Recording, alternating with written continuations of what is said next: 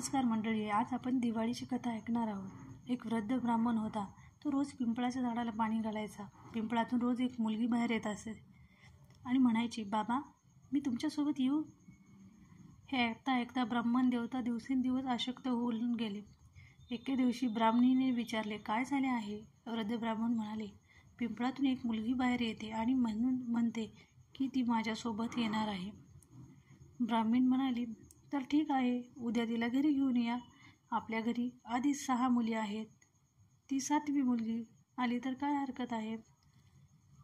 अगदी तसंच झालं. दुसऱ्या दिवशी वृद्ध ब्राह्मण देवता त्या मुलीला आपल्या घरी घेऊन आले. घरी आल्यानंतर गावात पीठ मागायला गेले आणि आज त्यांना नेहमीपेक्षा जास्त पीठ मिळाले. तेव्हा ब्राह्मणीने ते पीठ चाळायला लागली. तेव्हा मुलगी म्हणाली, आई मी पीठ चाळते. मुलगी पीठ चाळू लागली आणि परात पूर्ण भरली. नंतर जेव्हा ब्राह्मणीने स्वयंपाकाला लागली तेव्हा मुलगी म्हणाली, आई आज मी स्वयंपाक करीन. ब्राह्मणीने म्हणाले, तू थकशील ग. पण मुलगी ऐकायला तयार नव्हती आणि स्वयंपाकात गेली. तिने क्षणातच 3600 प्रकारचे पदार्थ बनवले आणि आज सर्वांनी पोटभर जेवण केले. आधी ब्राह्मण देवता व त्यांची पत्नी आणि त्या 6 मुली नेहमी उपाशी राहत.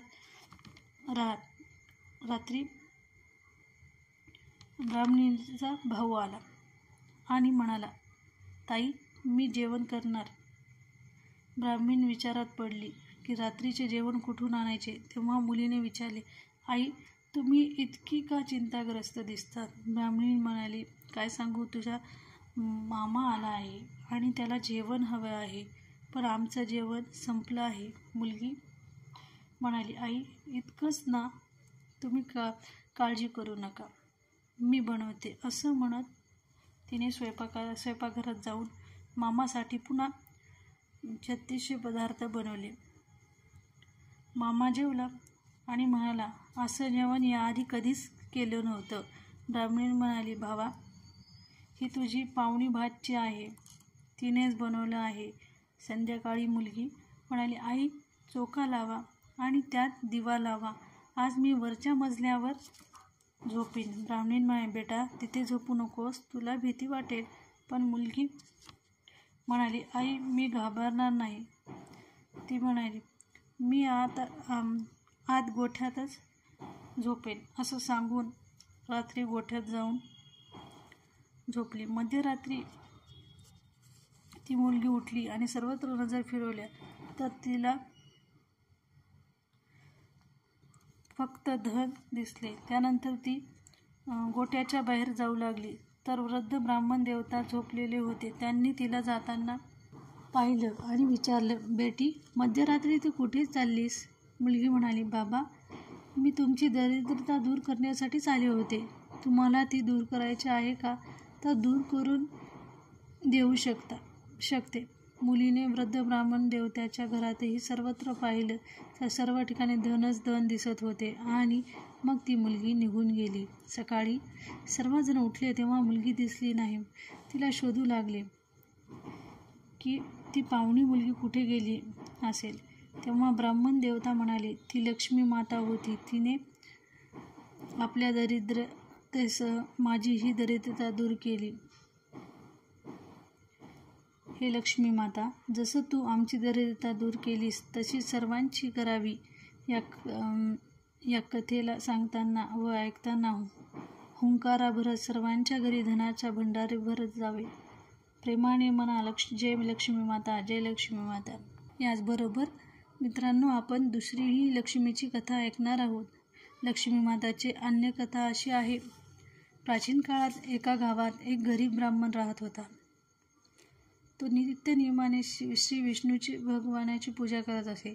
त्याच्या भक्तीने प्रसन्न होऊन एकदा भगवान विष्णूने त्याला दर्शन दिले आणि इच्छित वर मागण्यास सांगितले. तेव्हा ब्राह्मणाने लक्ष्मी देवाचे निवास आपल्या घरी व्हावे अशी इच्छा व्यक्त केली. हे ऐकून भगवान विष्णूने लक्ष्मी देवीची प्राप्ती कशी होईल हे मार्गदर्शन ब्राह्मण देवतेला केले.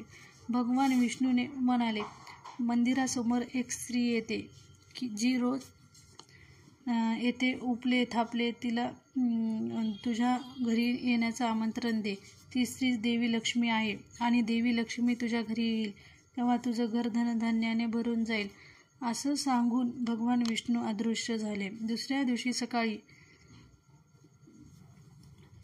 4 वाजताच ब्राह्मण मंदिराच्या पायावर बसला. लक्ष्मी देवी उपले थापण्यासाठी आली तेव्हा ब्राह्मणाने तिला आपल्या घरी येण्याचे निमंत्रण दिले. ब्राह्मण देवतेचे शब्द ऐकून लक्ष्मी देवी समजून गेली की हे सर्व श्री विष्णूच्या सांगण्यावरून झाले आहे. तेव्हा लक्ष्मी देवीने ब्राह्मण देवतेला सांगितले, महालक्ष्मीचं व्रत कर आणि रात्री चंद्राला अर्घ्य दे, यामुळे तुझी इच्छा पूर्ण होईल. ब्राह्मण देवतेने देवीच्या सांगण्यानुसार व्रत व पूजन केले आणि देवीला उत्तर दिशेला तोंड करून हाक दिली. त्यामुळे लक्ष्मी देवी ब्राह्मण देवतेवर प्रसन्न झाली आणि आपलं वचन पूर्ण केले. देवी लक्ष्मीच्या कृपेने ब्राह्मण देवताच्या घरात अन्न व धनधान्याने भरलं. या प्रकारे जो भक्त आजच्या दिवशी सच्च्या मनाने माता लक्ष्मीला सर्व समर्पित करतो त्याच्या घरात धनधान्याची भरभराट होते आणि लक्ष्मीचा वास त्याच्या घरात राहतो. जय लक्ष्मी माता.